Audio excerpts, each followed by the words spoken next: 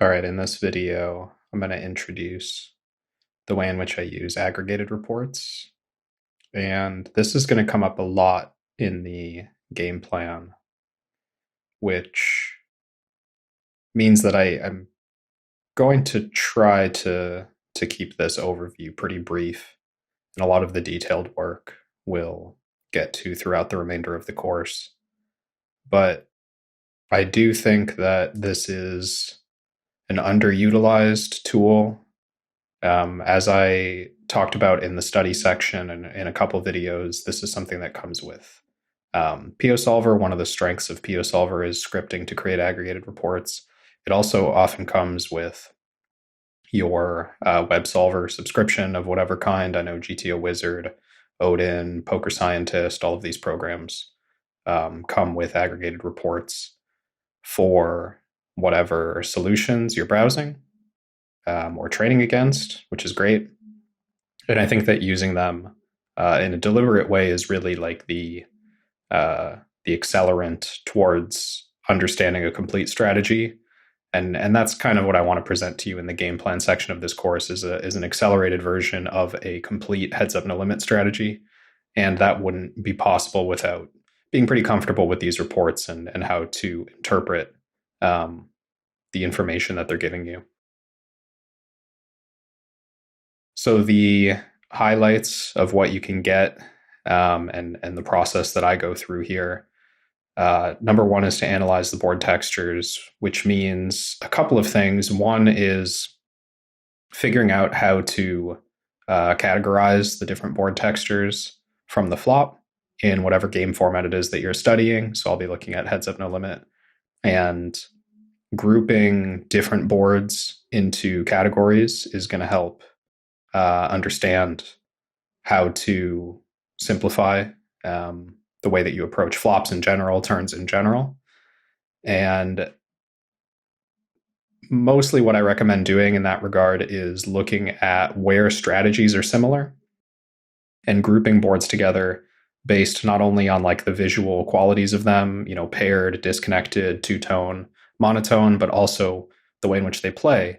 Do they play big bet, high frequency? Do they play big bet, low frequency? Lots of checking, the qualities of the strategy as a way to group boards together. These reports help you improve your bet sizing. I'll show you how I use them to decide on which boards to use what bet sizes, and also just how to simplify your bet sizing approach in general. And that's the third point here, simplifying strategies. That's kind of the whole reason that we're using aggregated reports. It's so that you can understand the broad heuristics that apply to most situations rather than needing individual sims for individual spots as the only way that you can move your strategy forward. And the last thing I wrote here, creating training packs. This is a nice outcome of scripting and using aggregate reports. And the technique that I would use for setting up those scripts is a little bit different from the technique that I would use to set up scripts for study or for other purposes. So I'm going to get into that a little bit now. What I wrote, and you'll see the title here, Scripting to Game Plan, there's a couple of different versions of scripting that I want to walk you through. So this goes back to the theme of intentionality. I think a lot of people just run reports and they run scripts because that's what you do. And they throw a bunch of bet sizes in and they run it on a whole bunch of boards, maybe all the boards. And once they've got this mass of data, they feel like they're prepared to take on all of poker. And what I think a lot of those players realize after going through that work is that there's a whole lot of noise in their information and they don't quite understand how to interpret the key takeaways. So I want to walk you through a more deliberate method of choosing bet sizes, grouping board textures, interpreting the data, and building a game plan. This is the path from setup in POSolver to actually playing a strategy that makes sense to you. So I'm going to show you a bit of that in PioSolver and on Excel after. So first, I'm going to walk you through the scripts that I set up specifically for this course. And this is the set of scripts that are planning to guide the game plan, or the practical, simplified approach that I want to take in some of the most common spots in Heads Up No Limit. So, of course, the starting point of any script is your preflop ranges. I am going to go through these preflop ranges in more detail in another video, but just to show you quickly, this is a 3-bet pot setup. I've got a simplified out of position 3-bet strategy here, a in position facing 3-bet calling range here, and what I've set the pot and stacks to are 120 big blinds to start the hand, with 10 big blinds put into the pot for the 3-bet size and the size of the call. And I don't want to get too much into the detail there. I'll talk about the preflop sizing in another video, but just to explain the effective stack size briefly, a lot of people review exactly 100 big blinds as their main resource. And I think this is slightly flawed, because when you play Heads Up No Limit, as you know, most cash games start with 100 big blinds for each player. But if you're playing online, very often you have auto top up enabled, which means that as soon as a few pots have been exchanged, you're immediately playing a little bit deeper than 100 big blinds. So if you look at the stack size that you play on average in cash games online, it's a bit larger than 100 big blinds. And the strategy could change slightly. The bet sizing can change slightly. So I do think it's wise to analyze, or at least to spend more time analyzing 120 or 150, like something in that area, more time spent there than exactly 100 big blinds, because you're only going to play exactly 100 big blinds for the first couple hands of your session. And now you're playing 120, 150, whatever it is, pretty quickly. So with that out of the way, the bet sizing choices that I've made here have been trimmed down after doing a lot of more deliberate testing on what bet sizes make sense. And you can see that for 3-bet pots, a lot of the bet sizes that I've included use this geometric notation, which, if you're not familiar, is a notation that PioSolver uses to split up the remaining stacks into equal bets across the number of streets that you've specified. So 3E on the flop means a geometric sequence of 3 bets, flop, turn, river, to get all in by the river. 2E on the flop means a geometric sequence of 2 bets to get all in by the turn. So when I write that in on the flop, that means split it up into 2 bets or split it up into 3 bets. And when I write on the turn 2E, that means split, from the turn, split the remaining stacks into 2 equal bets to get in across turn and river. In addition to that, as an important bet size for 3-bet pots, I also think that having raise sizes that reflect the ability to get all in across the remaining streets is kind of the most important raise size to include. There will be some lack of accuracy in very specific board textures. There will be some lack of accuracy against very specific bet sizes in some of the less common lines. But when I'm scripting, this is not my primary concern. My concern is having a simple catch-all approach that, when I look at the report afterwards, can be easily interpreted. And I don't feel that, when you have a percentage or a geometric raise size, what you're doing is you're making sure that no matter what bet size the other player chooses, there's always a reasonable response to that bet. So this is going to adjust a lot better than if, for example, I tried to put in multiplier raise sizes.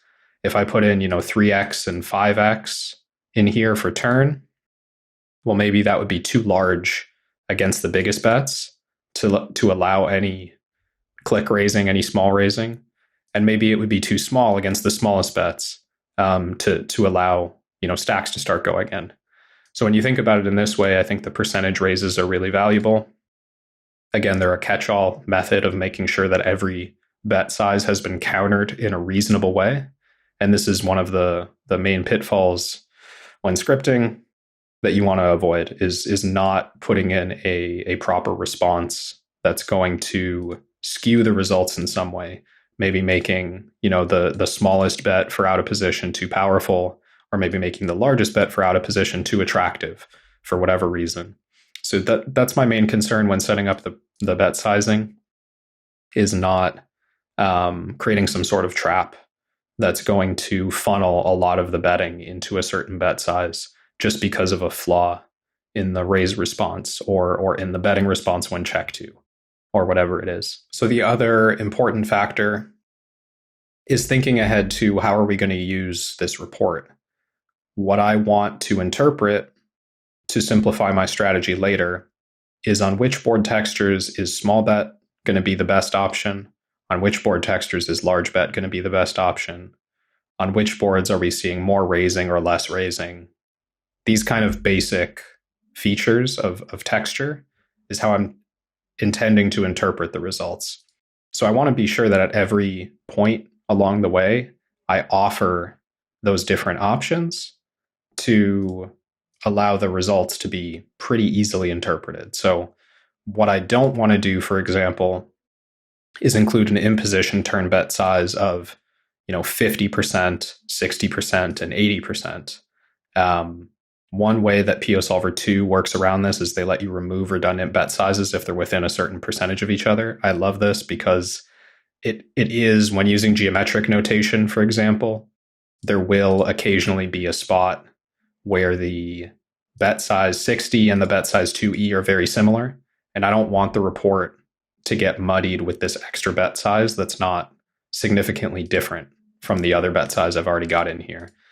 So having that feature ticked off is great. If you're using PioSolver 1, you're just going to have to be more cautious. Maybe use the remove lines feature, which I'm not using here because I've kind of sorted through everything to the point where I'm satisfied with the differentiation, and the redundant bet sizing feature here helps take out any problematic spots.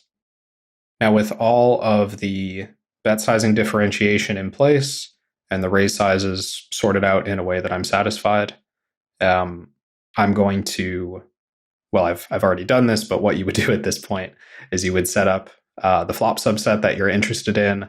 I went with 200 flops for this set of scripts. I think that that's sufficient to get a good amount of board distribution in our study. And also, it's going to generate pretty accurate frequencies across a lot of different situations, which is something I'm going to get into more later. But for now, let's take a look at the way the output looks and how we can start interpreting it.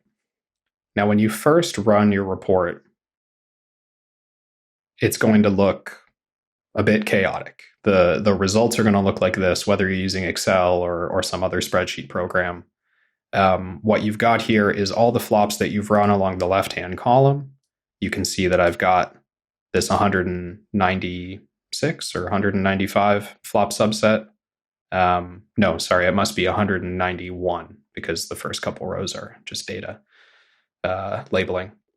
And then this final row here is going to be your averages, which will be important later. But just to clarify what spot this is, the report we ran here is 3-bet pot, root, check. So this means the in-position player has faced a flop check from the out-of-position player. Now, basically, what this is a missed c-bet in a 3-bet pot. It's important to remember that you can run any node in an aggregate report setup. So we're not just looking at c-betting. We're looking at check raising. We're looking at float betting. We're looking at probing. Every node that we can isolate and study is able to be aggregated in this way. And I mentioned that, I believe, in the PioSolver video. So certainly go check that out if you want more detailed explanation of the different ways to set up the script. Now, you could go through some formatting to start to break down what we're seeing here. The main things we're interested in is when was the geometric size used? That's this 129 here, frequency and EV. When was the smaller bet size used, the 30% bet size? That's this one here.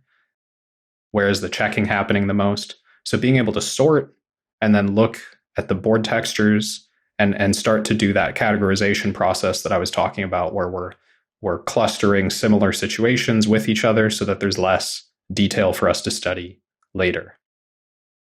What I'll show you next is a file that I have that helps organize this in a way that's easier to look at. So here we've got the same information. It's just been copied into a formatting sheet that allows you to visualize the information a lot more clearly. And what we're interested in, as I mentioned before, is being able to sort for things like checking frequency and figure out on which board textures are we seeing the most checking. Now, here's a visual, but also over here, we've got the board textures described in some way, which is really, really helpful as well. You can see the suitedness of the board, whether it's paired or not, whether there's a straight possible on the flop and how many of them there are, and then something that describes the texture based on a categorization system of cards, right? Ace, high, medium, or low. So having that is going to expedite that process of figuring out which boards fit together in what type of strategy. You can see there's a lot of monotone boards here. You can see there's a lot of ace and high card boards in here.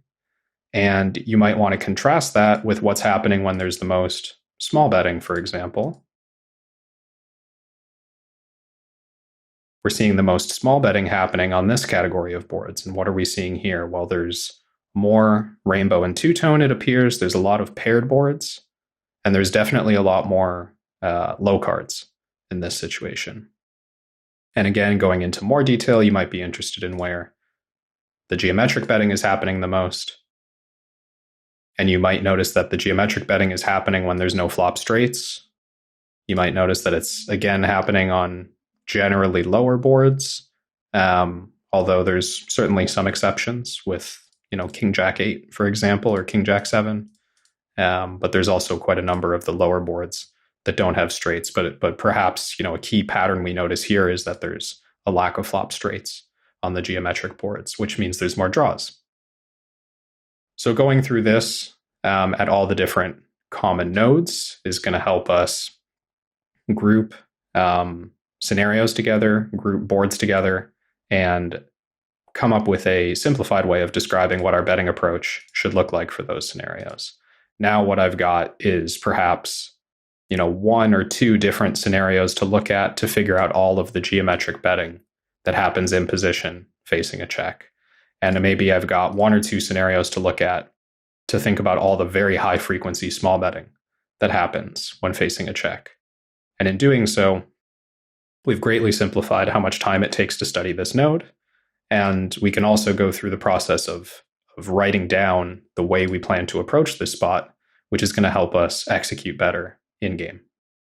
Now, like I said, in the game planning section of the course, I'm going to go into a lot more detail on that method and apply it to a few different situations in Heads Up No Limit so that you can see what I was using as a simplified game plan for the Legend Showdown and for a lot of my Heads Up No Limit play in recent years. But for now, I want to stick to just the versatility of aggregate reports as a study method. And I'm going to talk a little bit about how to use scripting to train better.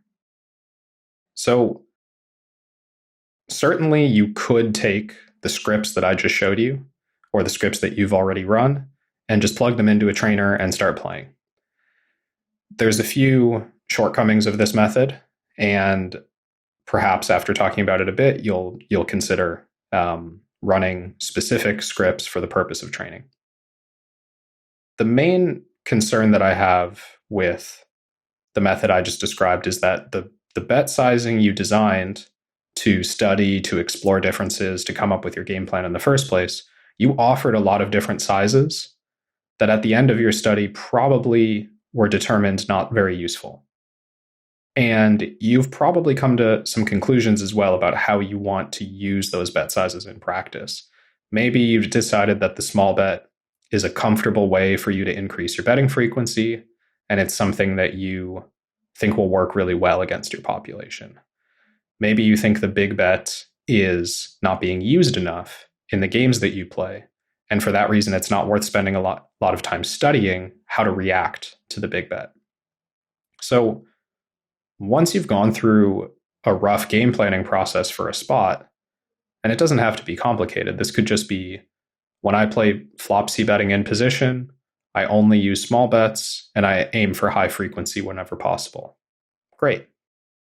So it would be a mistake for you to open up GTO Wizard, fire the trainer and flop C betting, and spend a bunch of time practicing flop C betting with 5 different sizes, 4 of which you never plan to use.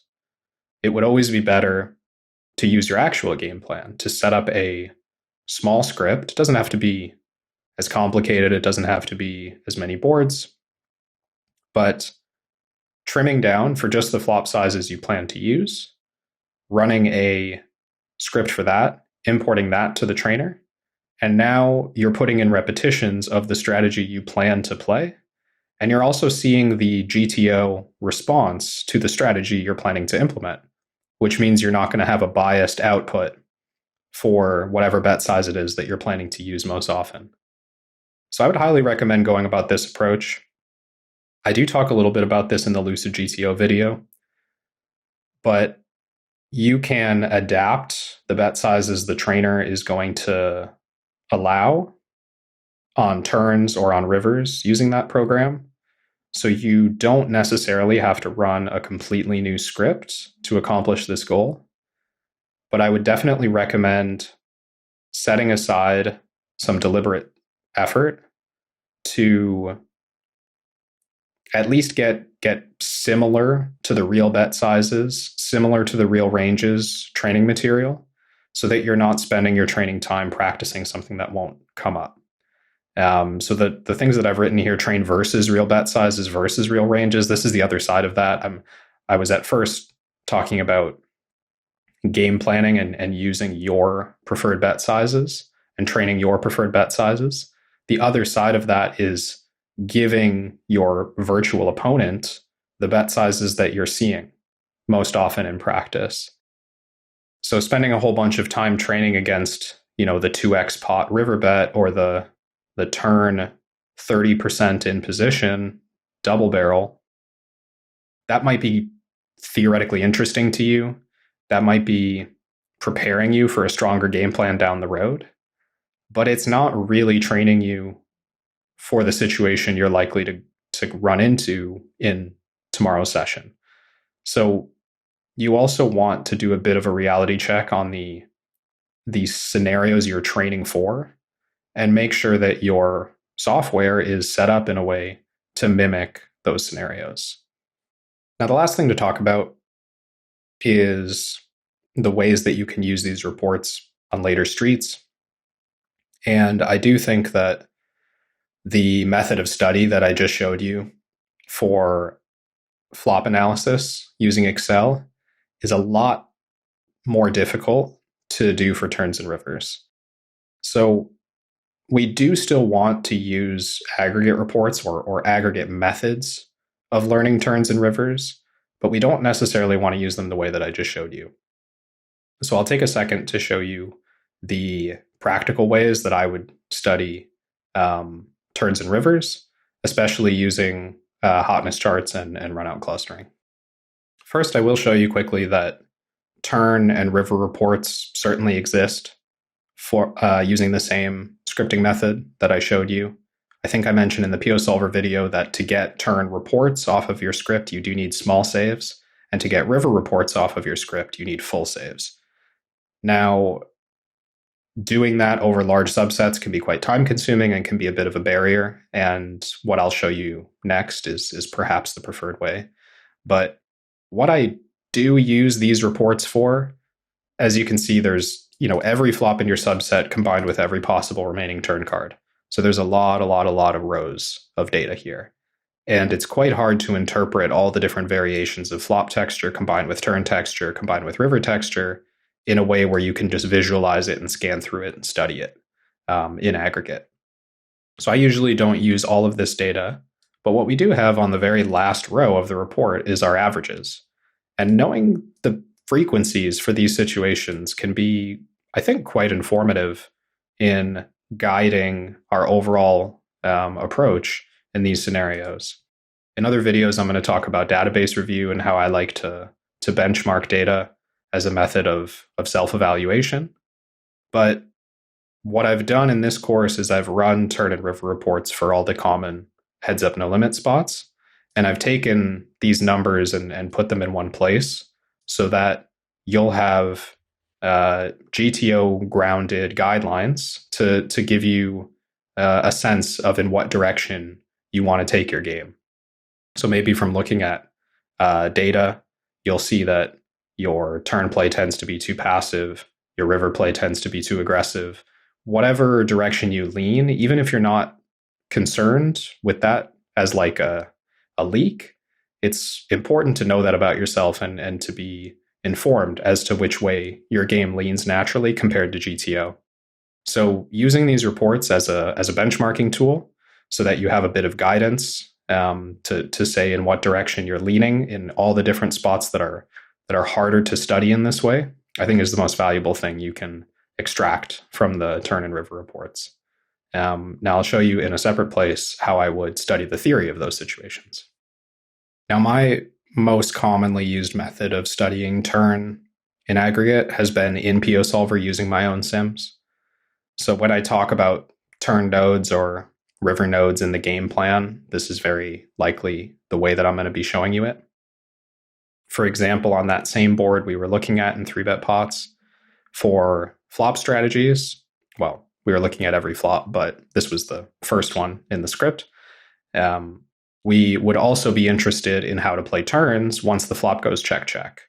And the flop's going to go check, check a reasonable amount of the time. So when you're playing heads up, these situations do come up pretty often. It's important to have a generalized sense of how we're supposed to approach this situation.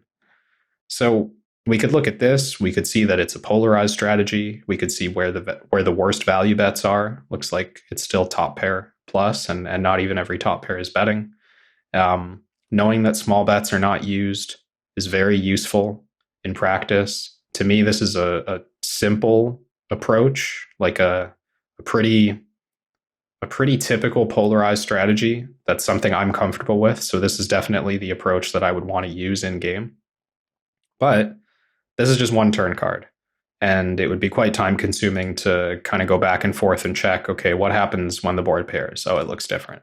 What happens when the flush comes in? Oh, it looks different. So from here, you can analyze, or you can control H here and open up the hotness chart. And the hotness chart, again, if you have turns saved, so if you're using small saves, this will populate quite quickly. The river would have to run individually to pull up this grid if you only have small saves, which is not really a problem for this method. I actually think it's more than fast enough for this kind of study. But what we're doing here is we're, to borrow a word from Poker Scientist, we're run-out clustering. I'm looking through these different spots, and you can actually click on them and see the strategy update in real time, which is kind of nice. So maybe I'll show it to you like this. You can scan through the spots and see which of these turns can I just assume are all the same. So once I've studied one turn, I've studied all of them. Well, it certainly looks like the jack, the queen, the king, the ace, the 9. These are all looking very, very similar. And honestly, even the 8 down to the deuce, perhaps with the exception of board pairs, they're still using a good chunk of that overbet. And I'm personally inclined to simplify away some of this small betting to make it even easier for me to understand how I'm executing these delayed c-betting situations. And the key piece of info I'm latching onto here is that the checking frequencies are pretty similar and the big betting frequencies are pretty similar. So it wouldn't be that unusual, in my opinion, to assume that taking away this small bet that's happening, for example, on the 6, would not sacrifice much EV. And you could certainly run a quick test by creating a subtree, removing that bet size from here and rerunning it to verify that you haven't lost much EV. But what I'm aiming to do is look for significant differences And the significant difference would be a drastic change in checking frequency or a complete drop of the big bet, which is kind of what we're seeing on spades. So spades are definitely of interest. Spades are a clearly completely different strategy. And I would spend time looking at spade turn compared to non-spade turn. Would I spend a lot of time digging into the difference between, the straight completer spade and the non-straight completer spade, or the overcard spade and the undercard spade? Not a lot. I mean, I would give that a little bit of time, but you're only looking at one board here, and you're trying to generalize the way that you approach turn delay. You're honestly spending more time than you have focusing on details like that, rather than simply trying to outline a quick description of turn delay on non-spades, turn delay on spades, and then going to other flop textures and confirming that it holds up, right? Going to completely different boards and seeing how turn delay is approached there. You're going to want to look at paired boards. You're going to want to look at monotone boards. All the different categories of flops that we outline in the game plan, you're going to want to have a quick and dirty turn delay strategy for all the types of turn textures that happen there. And when you compound that extra detail, I think this is what people don't realize in their individual sim study. When you compound extra detail across all the flops, across all the turn textures, you're making it almost impossible for you to study at within any reasonable amount of time all of those situations. So the goal here is for me to show you the most information you can get in the least amount of time, and then how to package that method across all various spots so that you might actually finish sometime before you retire. So this is how to use it with PioSolver. I showed briefly that the same features exist in Poker Scientist on the video in the study section for Poker Scientist. So if you want to look at how run-out clustering and turn strategies can be studied using a tool like that instead, I would just recommend checking out that video. So last thing here before I wrap up, I've noted here frequency study and GTO database targets, and I just kind of teased that a little bit. That's going to be very prevalent throughout the game plan section. Like I said, I've run a lot of reports with new up-to-date scripts specifically for this course, which means that the best estimates that I have for Heads Up No Limit database targets and Heads Up No Limit frequencies are going to be included in the material throughout that section.